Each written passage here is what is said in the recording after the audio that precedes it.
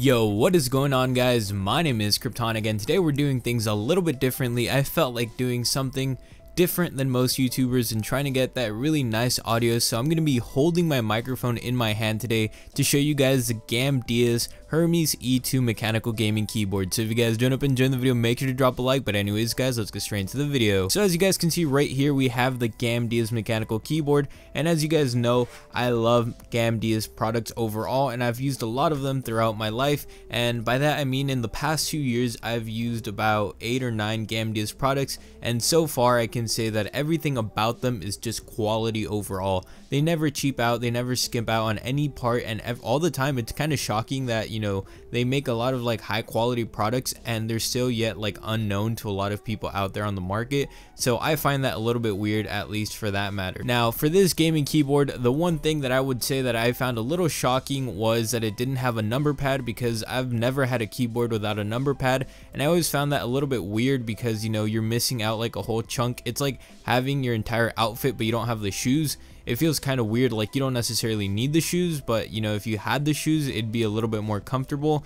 But after using the keyboard for some time, I did find that the keyboard itself was actually really nice without the, you know, number pad on there, because it wasn't taking up as much room on my desk as I thought it would. Because my previous keyboard, it took up a lot of space, but you know, it obviously had the number pad on there, so you know, obviously switching up the pace, this definitely felt a little bit different. Now for the thing that you guys all love is RGBs, and RGBs are definitely included in this. So one thing that does suck about the RGBs though is that you cannot customize them. There are 7 different modes for the RGBs, but you can't manually customize them to whatever you want. But the 7 modes are pretty cool, and you know, they obviously vary from what they can do, so that way you can at least have some fun with the keyboard. And for the price you're going to be paying, it's actually pretty good. It's about $59, and that is really good because, like I said, Gamdiaz makes incredible products for the price, for the performance. Obviously, my favorite company since the beginning when I started YouTube, this was the first company that I ever worked with, and definitely the one that I've stuck with for a long time now. One thing that I overall just love about Gamdiaz products is that the keyboard just feels incredible. Like, it feels really solid. It doesn't feel like a cheap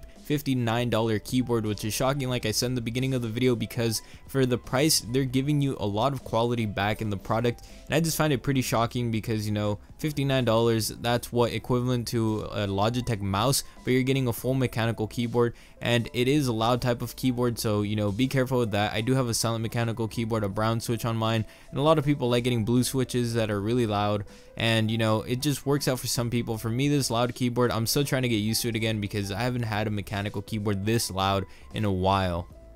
Now the keystroke life cycle of this keyboard is 30 million clicks, which is a lot, but I mean, most keyboards say it's, you know, a really long time. You're never really going to hit that number unless you're on your computer every single day for the rest of your life, but for the most part this keyboard will last you a really long time, which is really good to hear from any keyboard manufacturer. Now the last thing I want to say is that the RGBs in this keyboard do not feel cheap at all. I've seen, you know, $20 Chinese mechanical, as you guys see, mechanical keyboards, and the RGBs in them honestly just suck a lot. And by that I just mean that during the day it's really hard to see, or even at night they just kind of feel empty and hollow on the inside. This keyboard isn't anything like that. You're gonna get some very vibrant RGBs underneath those keycaps, and that's very good to hear in case you guys are playing during the day or anything like that, because you will be able to see it. If you guys haven't heard about Gamdiaz, make sure to go check out their website down below. Also, let me know what kind of keyboard you guys are currently rocking. Let me know what you guys think about me holding my microphone like this. I actually find it kind of interesting because I feel like I could get better vocals than just putting it on a tripod or even